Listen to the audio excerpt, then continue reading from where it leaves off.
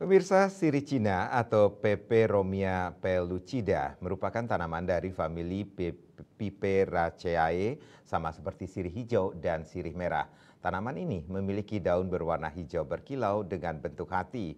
Untuk mendapatkan manfaatnya, sirih Cina bisa diolah menjadi berbagai sajian. Sirih Cina mengandung banyak senyawa aktif, diantaranya flavonoid, tanin, alkaloid, serenoid, terpenoid, steroid, glikosida, dan triterpenoid. Berkat kandungan senyawa ini bisa mengatasi berbagai penyakit, diantaranya sakit kepala. Tanaman ini diketahui memiliki efek analgesik yang bisa meredakan sakit kepala, mengatasi demam.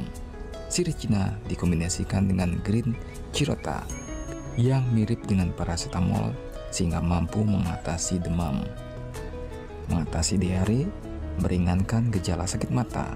Sejak lama sirih Cina digunakan sebagai obat tradisional, meringankan sakit katarak, glaukoma.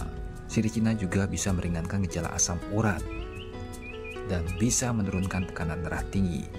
Jika Anda melihat tanaman ini di sekitar rumah, maka tanaman ini bisa Anda manfaatkan untuk kesehatan keluarga. Agus Sudiatmiko, Bali TV.